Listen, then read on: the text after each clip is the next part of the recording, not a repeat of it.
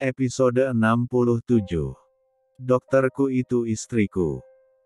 Romeo dan Rendra palsu berjalan ke tengah, di pihak Vero juga, Kimi berjalan ke tengah dan mereka masing-masing berjalan ke kubu teman. Kimi segera berlari ke arah Naila sementara Romeo palsu, menarik tangan Rendra palsu ke arah Vero, supaya mereka yakin kalau itu benar-benar Romeo.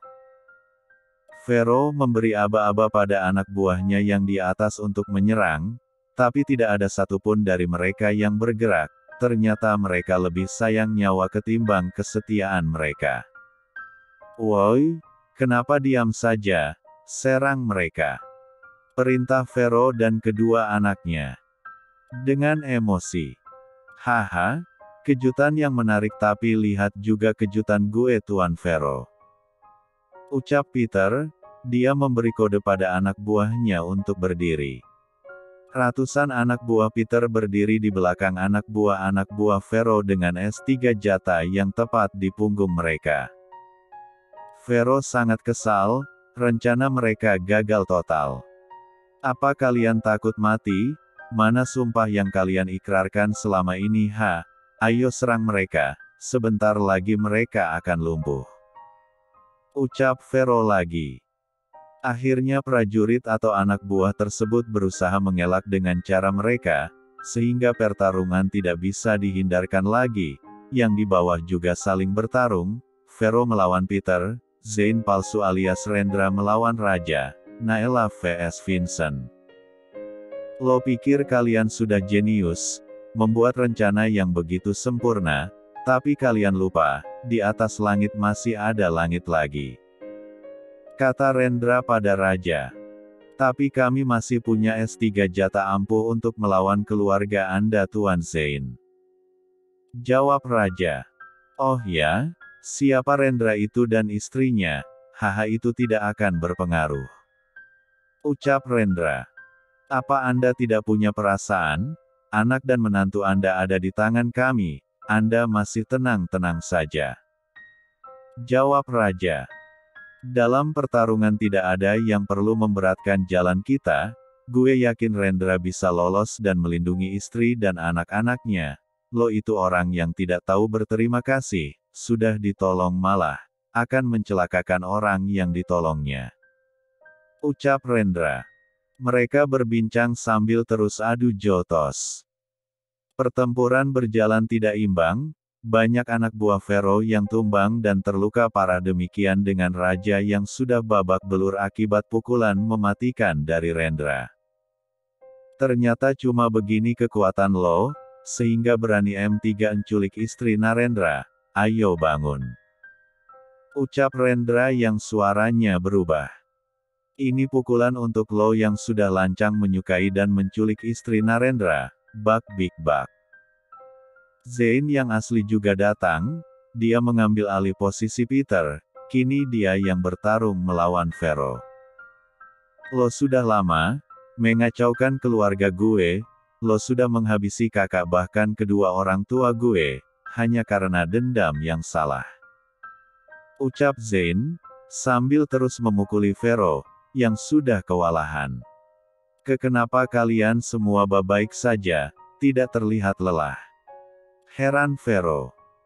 "Karena produk lo yang gagal, pukulan ini untuk putraku yang sudah lo ambil organnya, Buk. Ini untuk keluarga kakak gue, Bak Bak Bak. Ini untuk papa dan mama, Bak Bak.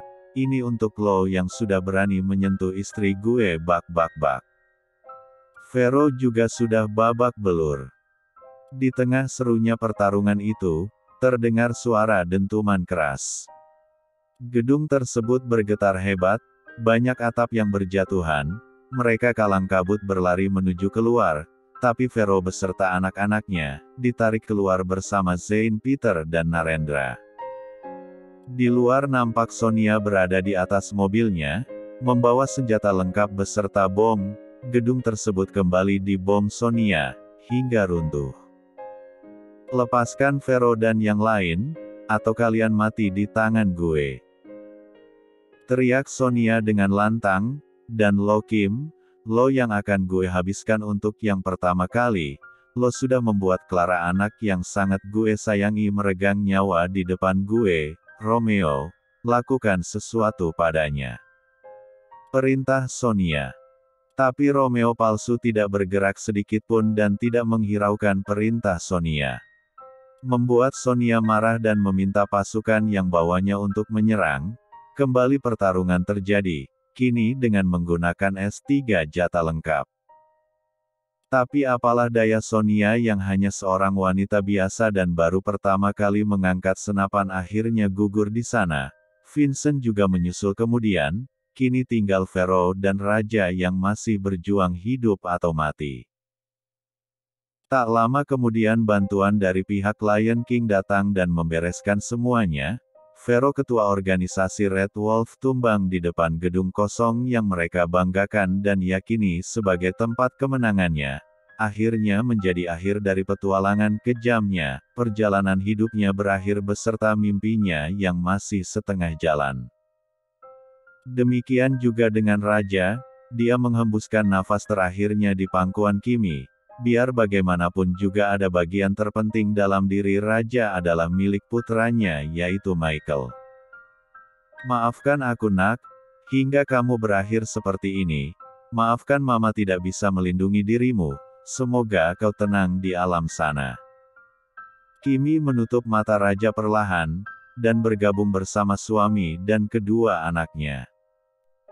Rendra sudah membuka topengnya dan si kembar segera memtigaluk sosok ibu yang paling mereka sayangi dan banggakan. Mama. Panggil Naela dan Rendra bersamaan. Kimi membalas pelukan kedua buah hati yang selalu membuat dia bangga dan melengkapi hidupnya selama ini. Zain juga tidak kalah dari mereka dan memtigaluk Kimi dari belakang. Ren, maafkan mama. Gara-gara mama mengajak Raisya jalan-jalan keluar, akhirnya dia berhasil diculik. Ucap Kimi pada Narendra. Stttt. Rendra menempelkan telunjuknya di B1 bir Kimi. Tidak ada yang salah dalam kejadian waktu itu, kalau tidak ada kejadian ini, tidak mungkin kita bisa dengan mudah mengalahkan mereka. Ucap Rendra begitu bijaksana. Dia tidak menyalahkan siapapun juga, Mama, Raisya maupun anak buahnya. Intinya dialah yang salah.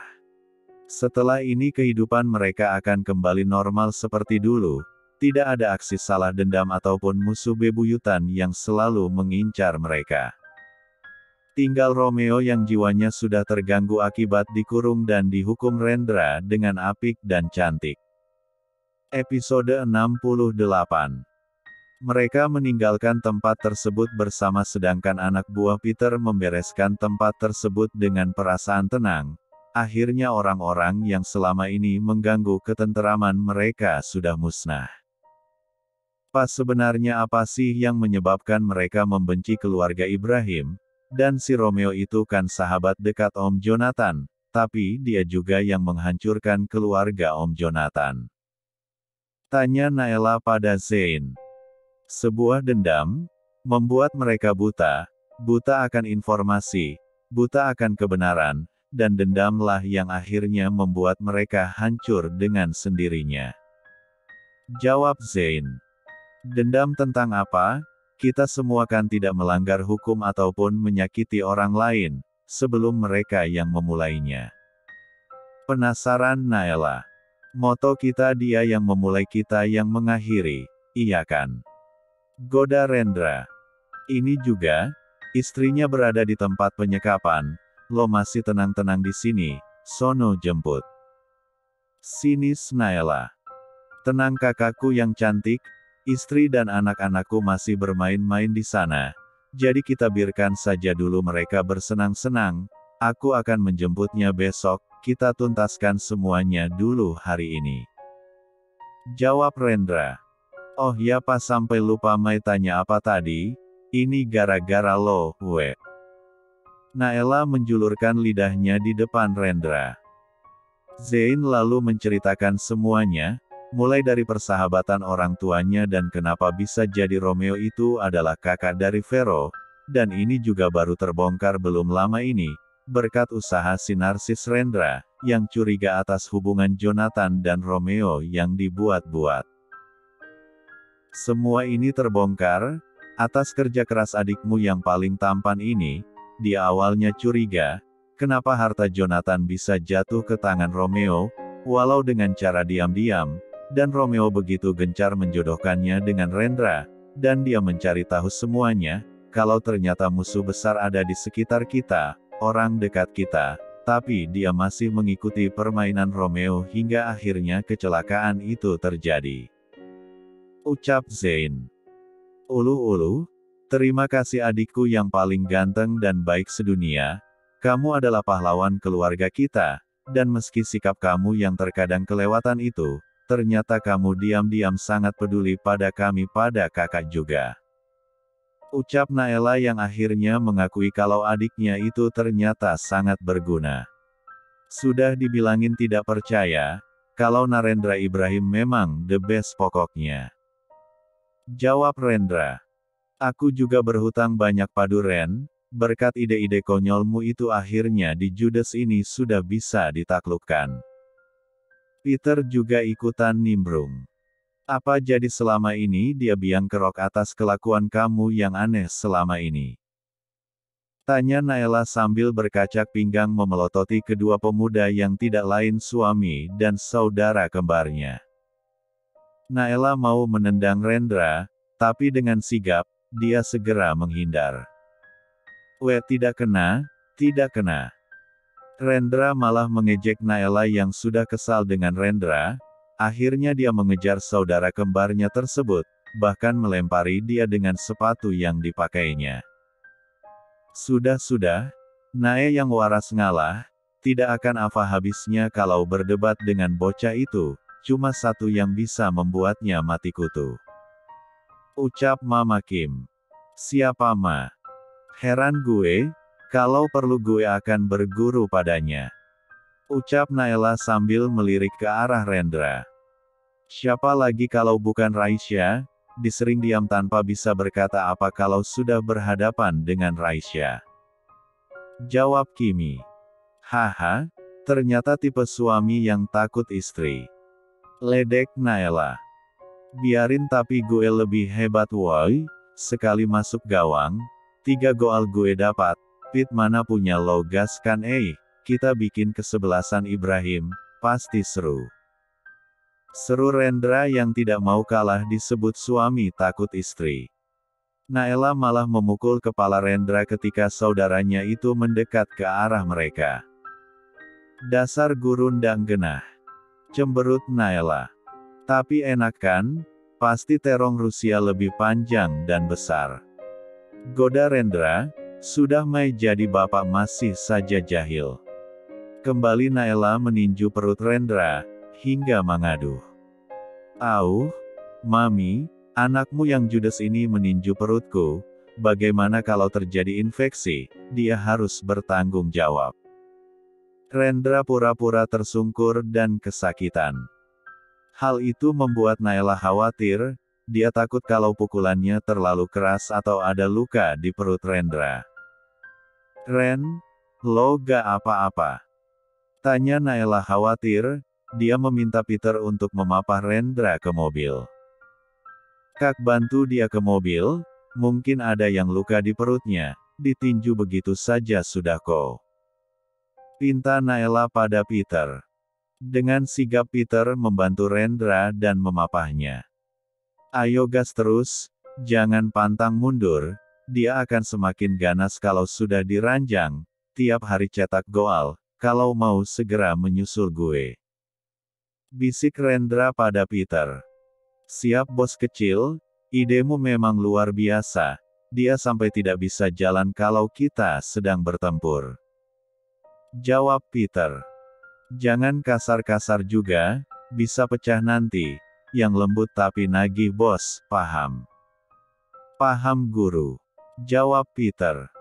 Dua pemuda itu malah bisik-bisik yang tidak. Mereka segera menuju ke mobil Peter dan kembali ke mansion, merencanakan sesuatu untuk misi ke depan. Mereka juga harus membereskan markas Vero, Takutnya ada anak buah Vero yang tersisa, memanfaatkan semua fasilitas yang ada untuk kepentingan yang tidak bagus, karena di markas tersebut banyak sekali temuan-temuan mereka yang mangkrak belum selesai. Menengok Raisya dengan tingkah anehnya. Pagi itu dia sudah membuat mereka kerepotan. "Nyonya, Anda ingin makan apa hari ini?" tanya Dora yang melihat Raisya sudah berada di dapur pagi-pagi begini. "Bu, sudah saya bilangkan dari kemarin jangan panggil saja Nyonya, panggil saja Rei, itu lebih Rei suka, dan untuk sarapan, apa saja Bu, yang penting bukan nasi atau bubur, aku sudah sangat lapar." Ucap Raisya, dia memang kelaparan sedari subuh tadi, bahkan sampai kurang khusyuk sholatnya.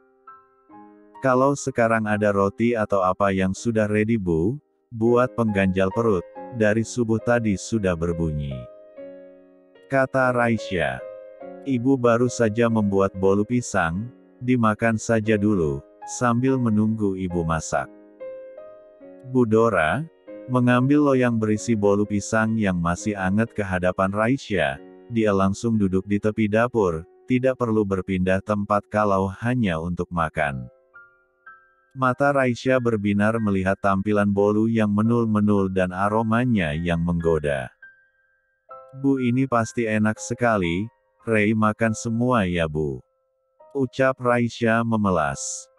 "Makan saja Nak, kalau kue buatan ibu tidak ditolak oleh bayinya," jawab Dora senang, karena ada yang menyukai hasil karya dia. Raisya langsung memotong kue tersebut dan segera melahapnya, mulutnya tidak berhenti mengunyah, hingga kue bolu sebesar itu hampir habis dimakan Raisya sendiri.